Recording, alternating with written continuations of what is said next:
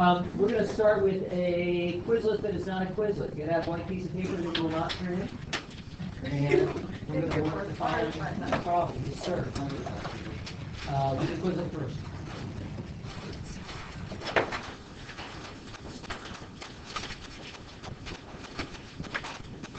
If you are watching this video along at home, I hope that you are enjoying Shakespeare. At this time, once I get the problem up here, I'm going to ask you to pause the video and work this problem yourself also.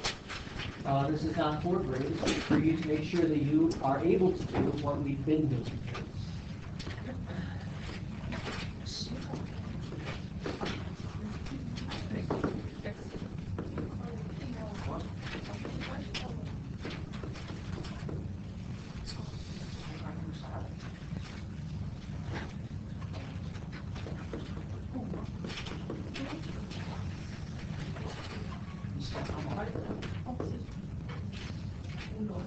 Okay, so find the area of the region S defined by the curve y equals x root a squared minus x squared and the x-axis y equals 0.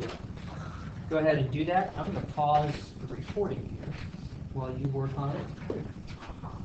And notice that a couple of you are stalled out on sketching this. Notice that our sketch does not have to be very good in order to answer this question. All that we really need is some general sketch of it and intersection points. So maybe we should start with the intersection points and work backwards. How do I find the intersection points?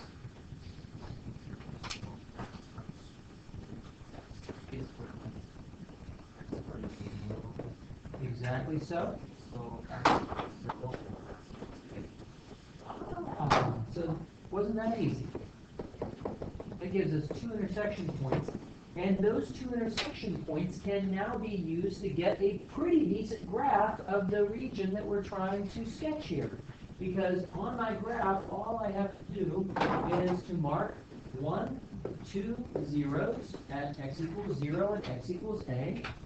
And the only question is, do I go up or down? No, it doesn't. Oh, how do you know? Because x is positive. X is positive, and so is any square root. That's right. So therefore, my curve is going to look something like that. Also, one thing is like a can be 0. What's that? The question is a can be 0. Well, if a is 0, then we have the square root of negative x squared, which gives us a complex value. So right, so a cannot be 0. A is going to have to be non-zero. But a could be either positive or negative and give the same shape right. Okay, so armed with that graph, now go back to answering the question. Okay, so coming back to it, what is the representation, the integral that you set up? Yura, give us the integral that you set up to find the area.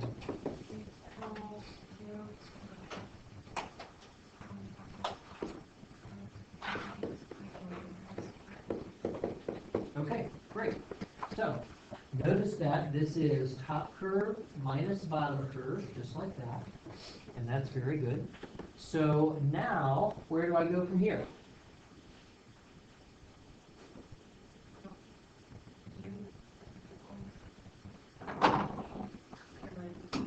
And you're doing what S word?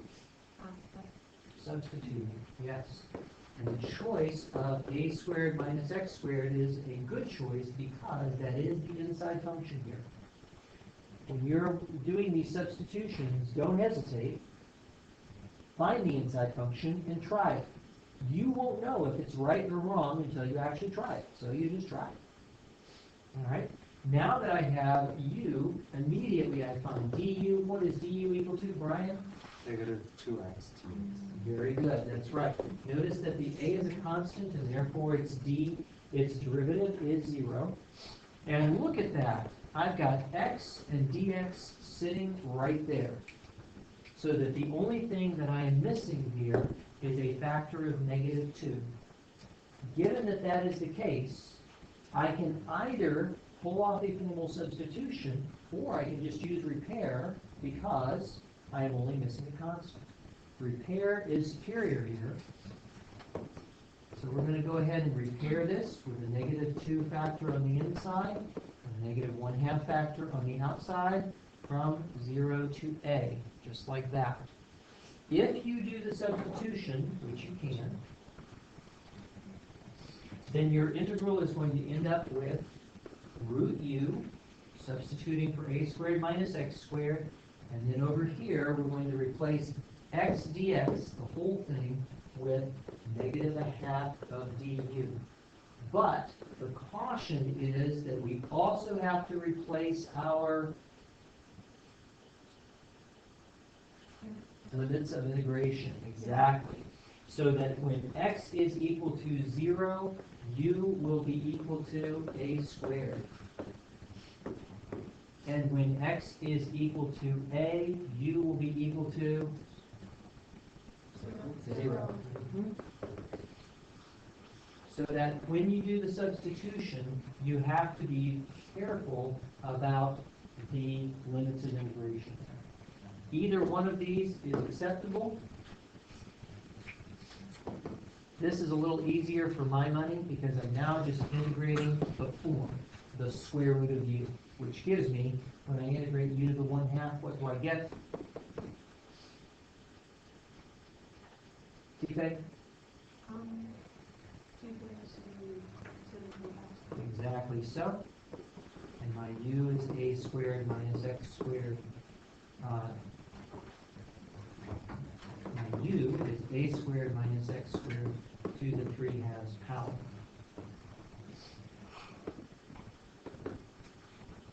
I am not done with my antiderivative because I need to check it. So we're just going to do a quick check off to the side over here to make sure that we've done this correctly.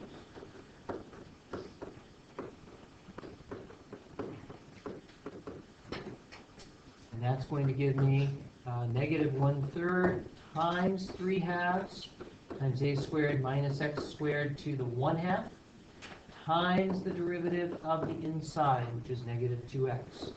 3's cancel, 2's cancel, -1's cancel, giving me x square root of a squared minus x squared, and we're happy about that. Yes, ma'am? I don't understand why you substituted into the u, but then you just went back to using No, I didn't. Draw a line right here. These are two different possible approaches to finding the antiderivative. One, or the integral. One is to do this in terms of repair, leaving x where it is. And when I do, I leave the x values also where they are. The other possible approach is to do this in terms of substitution. And if I do that, then my integral works out like this.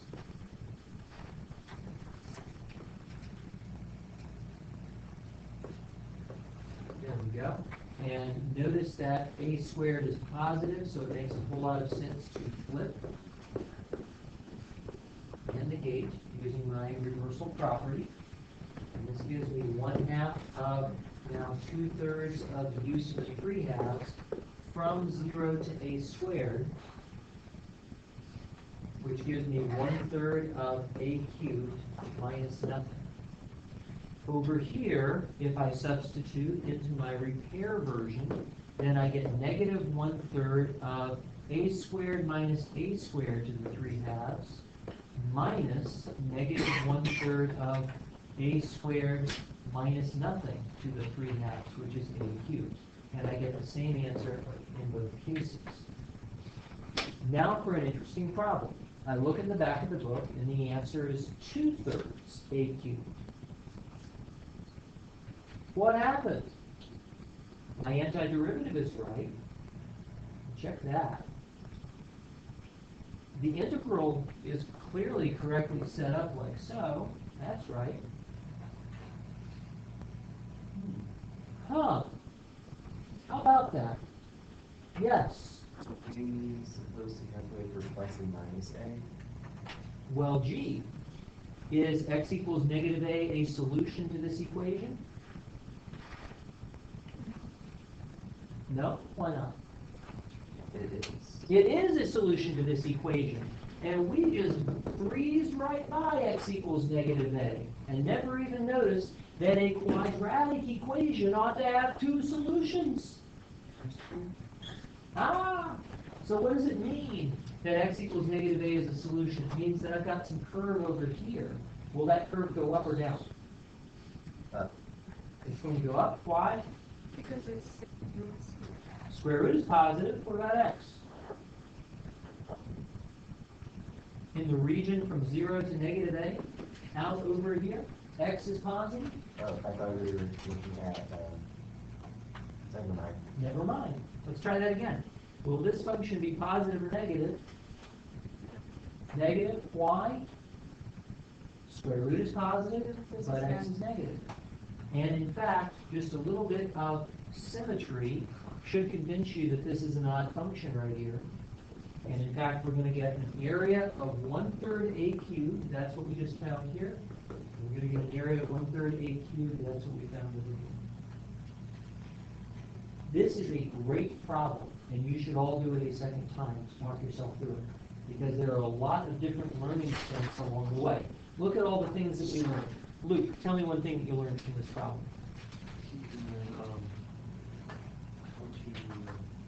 How to prove derivative of radical functions. Okay, fair enough. What else did we learn? How to do substitution correctly. That's exactly right. This is a good example of a substitution problem. What else? Yes, watch out for multiple intersection points or multiple zeros. Very good. What else? How to pick a U correctly. Good. How about how to make sure that we replace our limits of integration when we substitute? And how about this one? We started off learning that you don't have to have a very good graph in order to sketch it. You really just need your intersection points and an idea of whether or not it goes up or down, and that'll give you enough to go with. You see what I'm saying? So a lot of good things to be learned from this problem. Do this a second time so that you can cement those ideas and talk yourself through it.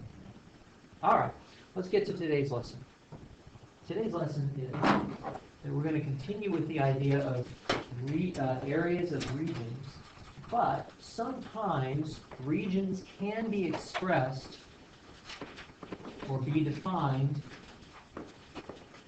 by curves in the form x equals some function of y. And I'll give you an example of that.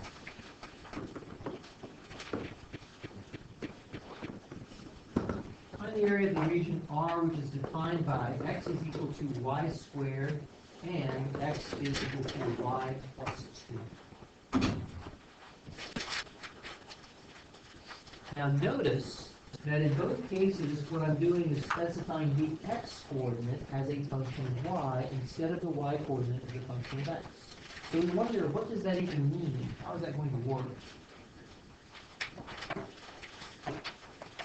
And so to explore it a little bit, let's try plugging in a few points here. Pick a y value, say 0. Plug in. Find out that x is equal to 0. Pick a y value, say 1. Plug in. Find out that x is equal to 1. Pick another y value, negative 1. Find out that x is equal to positive 1. Pick another y value, 2. X is equal to 4. Negative 4. You can see what's happening here, that the curve x equals y squared is really just forming a sideways parabola. In fact, it is the parabola that is formed when we take the curve y equals x squared and flip it about the line y equals x.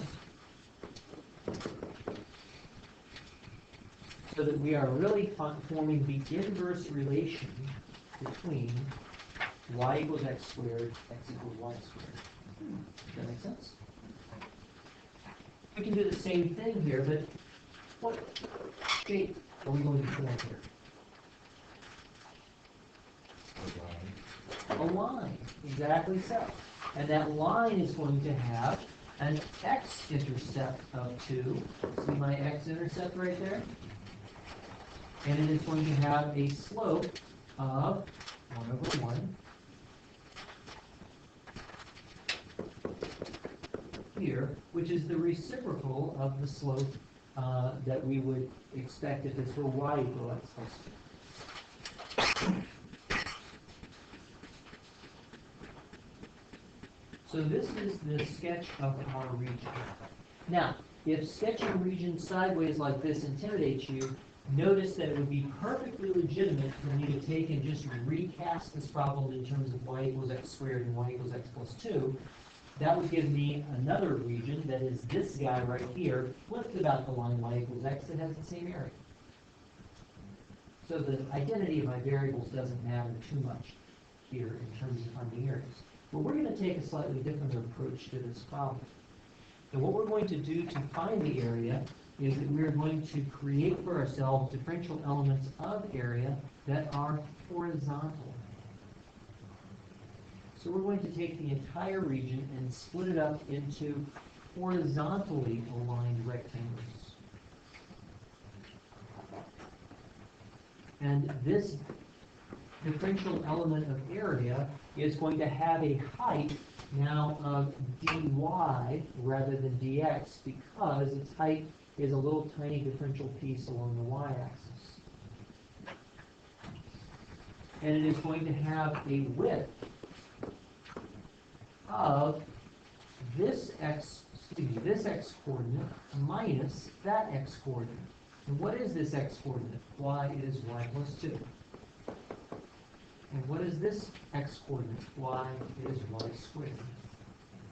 And so this now gives me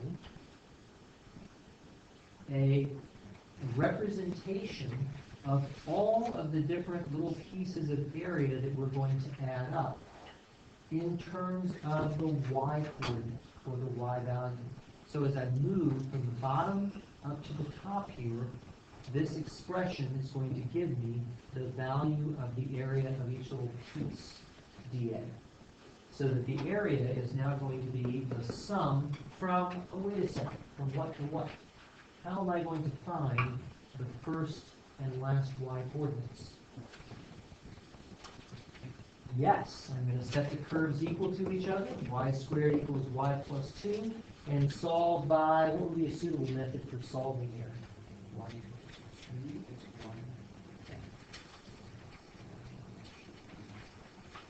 1. Numbers should be y equals minus 1. Ah, how'd you get that? I don't know. Guess and check. Guess and check can totally work, right? That's a legitimate thing. We can see from the graph there are two solutions, and he found them both. Ta-da! Suppose you couldn't guess and check, how might we solve this?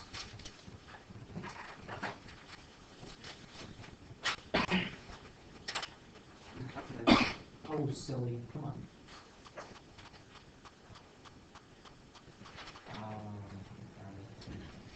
You don't move both into the same line. We don't move things, we... Substitutes? He clearly sees he wants to move things, right? So how does he do that? Minus Thank you. Yes, we subtract things from both sides. Go ahead and do that. y squared minus y minus 3 equals 0. Absolutely. So here's y plus 2 times y minus 4. Check that. And that should be minus 2 times There you go.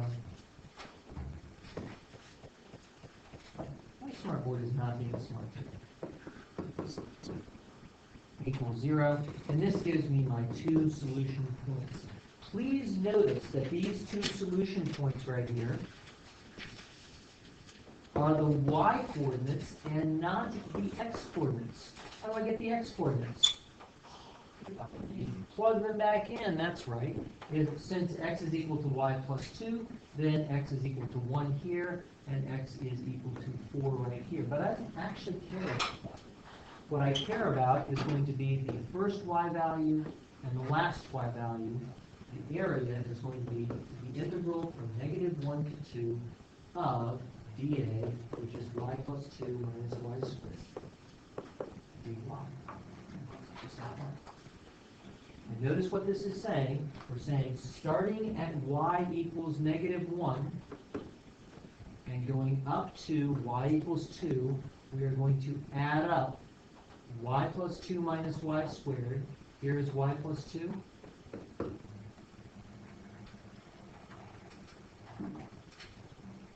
Try that again. Here is y plus 2 comma y. And here is y squared comma y. And the difference between those two, taking the curve on the right to be bigger than the curve on the left. So our slogan here is going to be right curve minus left curve. We're going to add up right curve minus left curve dy, starting at the bottom and going to the top.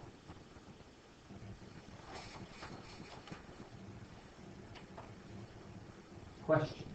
I see people thinking.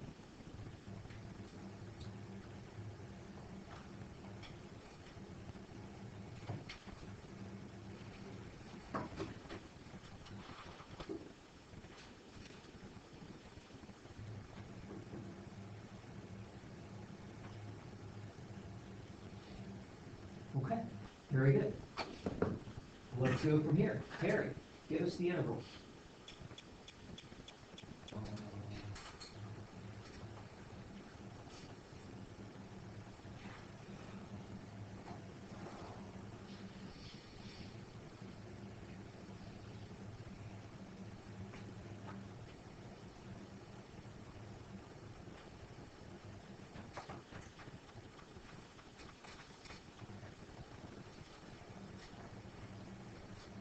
You seem stuck. What's making you stuck?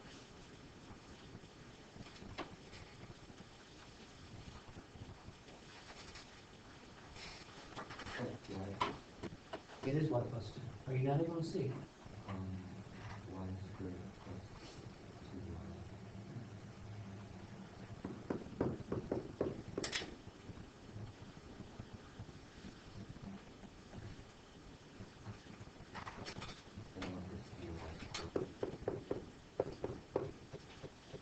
Is it? Is it right? No, not your problem.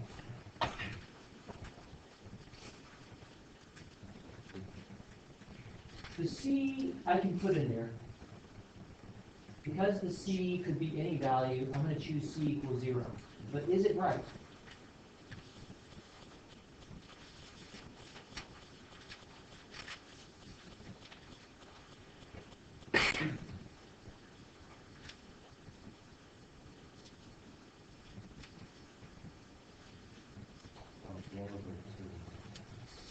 Okay. Is it right? How do I find out? All right.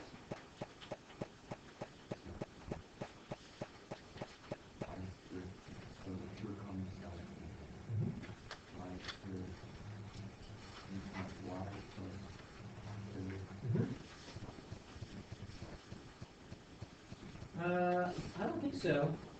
The derivative of y squared would be 2y.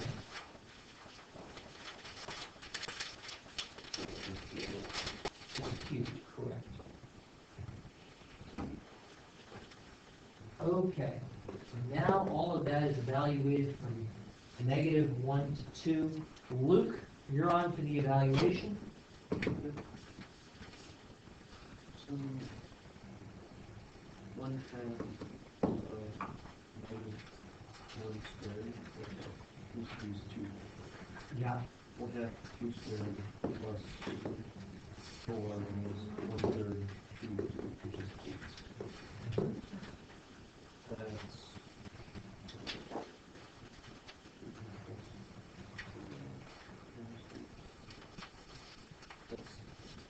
2 plus 4 minus 8, which means, No, it's 2 plus 4 minus 8/3. oh, because the 1/3, okay. So 6 minus 8/3. Something. So, strange thing, gives me 10/3 right here. When I look in back and check my answer, or if I ask my calculator to integrate that for me, my calculator is actually going to give me a different value here. It's going to give me,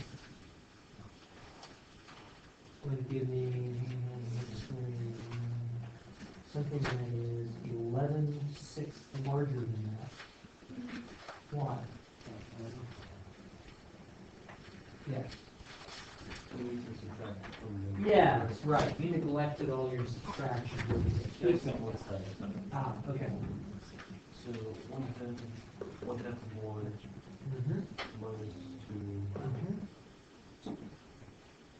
Mm-hmm. Plus 1/3. Plus a third. So that I get, let's see, that's going to be 5/6 minus 2, which is minus 7/6. So I was actually wrong, instead of 11/6, it's actually 7/6 larger. Like so. Yep. And that's going to give me 60 plus 21 is 81 over 6, which can be reduced to 27 over 2. Now, the interesting thing about this is that if you pay close attention right here, you can see a physical meaning to our computation. All of this part, the 10/3 that we got, is the area of the region that is above the line y equals 0. And all of the area that we got here that was negative 7/6 as net signed area was the area that was below right here. And when we subtracted that negative area, it added on to the total area of the region. So math works. It all computes out. Now I'm noticing that a couple of you have been struggling with your antiderivatives, which means that you want to practice, because when you take your quiz or your test, those questions are going to put you on the spot, and you can't afford to take more than a few seconds finding that antiderivative for simple functions. You just don't have time to be sitting there going, what is that thing? That means it's up to you to make sure that you did practice so that you can do your antiderivatives like that and not in slow motion. You know what I'm saying? Yeah. So is there a way we can do like a multiple view or there's specific one piece of view? Are there any strategies for finding U? Yeah. So here are some good strategies for finding U values. Look for an inside function. That's always a good plan. In fact, that will come up in just a moment. Look for an entire denominator. And if none of right. Even though there's a square. Yeah. Right. Well, if your denominator is squared, that's an inside function, so that you've tried that first already. Oh, So assuming that didn't work out, try your entire denominator. Now, if that doesn't work out, pick a factor that seems likely out of your denominator and give that a shot. like just try. Yeah, that's right. There is going to be a certain amount of trial and error, because integrating is not like differentiating. Differentiating happens by rule, and you just blast through it and do it. Yeah. Integrating is more of an art form. And you may have to try one thing, or you may have to try another. That's why I'm suggesting that you need to become automatic with your basic antiderivatives, so that you are not sitting there and chewing up a couple of minutes trying to make that antiderivative happen. Practice it so you're smooth with it, just like you would a video game. All right? Now, with that in mind, let's take a look at a second region here. Let's consider the region S that is going to be defined by the curve x equals cosine y root sine y and the y-axis. And what is the equation for the y-axis? X equals 0. Right? And we're going to put a domain restriction on this for y's between 0 and pi over 2. Excuse me. There we go. Pi over 2. And given this region here, find the area of S. Put everything together that we've talked about today, and give it a shot.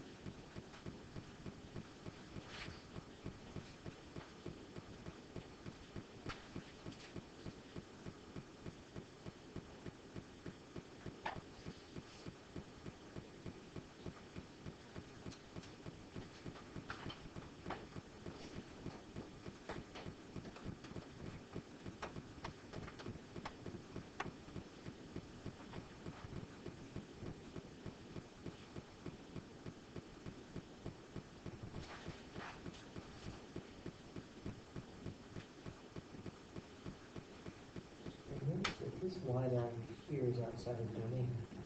Right? We've brought in a couple other solutions you have to consider.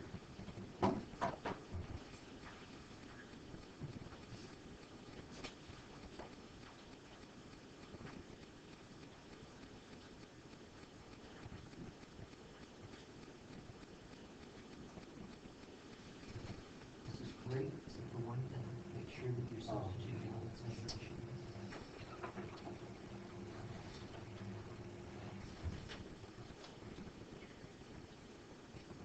What are my intersection points? 0 and 5 and 2, right?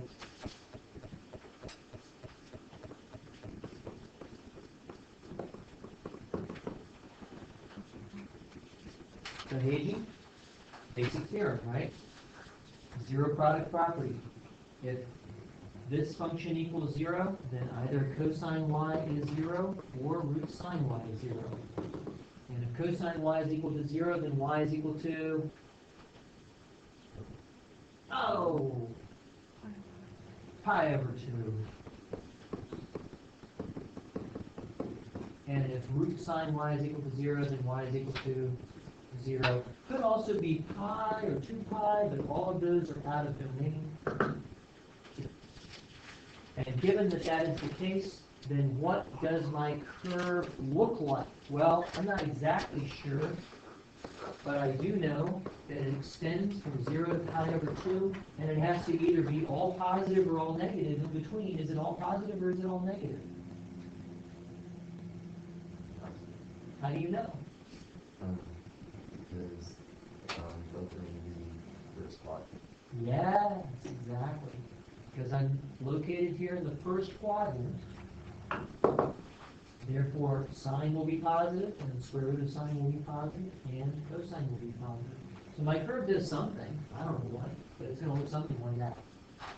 And that's all I really need to know in order to... The only thing I need to know is which one is the left curve and which one is the right curve. So now, Brian, looks like you've got a lock on the integral. Go ahead. Carry it home. Integral 0 to 2 pi. 2 over, pi over 2. Pi over 2, yep.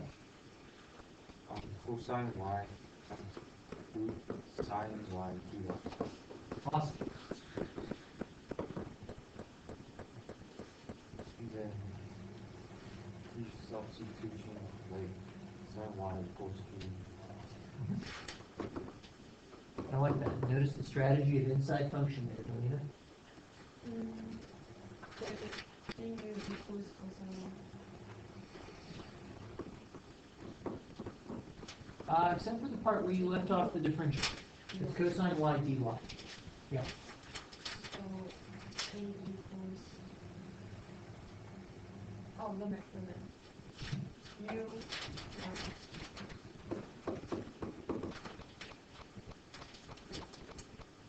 U, pi over 2 equals 1. Good? So 0 to 1.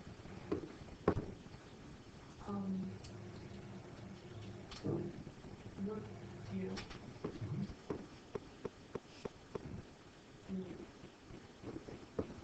very good. Just in case there was any confusion, here is my du, cosine y d1, and here is my root u, sine y. And my 0 and 1 are the corresponding u values. That's very good. Justin.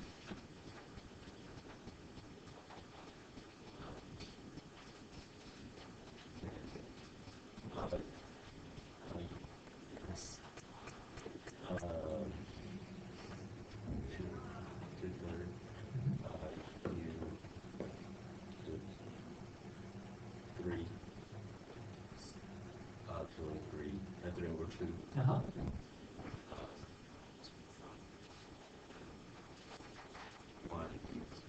It's actually pronounced the other way. From 0 to 1. Yeah.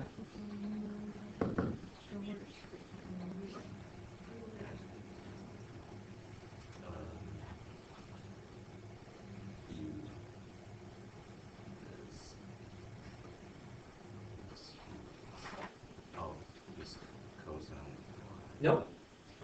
No back substituting whatsoever. Look at that. You've got a perfectly good number. Just give it to me. Oh, okay. 2/3 minus. See how much easier that was? And the reason is that we took our region right here, right? And we transformed it into a different region, which was the square root of 2/3 the square root of u from 0 to 1, and the area of this region and the area of that region are the same region. So I don't have to go back from u's back to y's at any point, nor should I. Instead, I simply evaluate it, and we're done. Good. I'll see you guys tomorrow.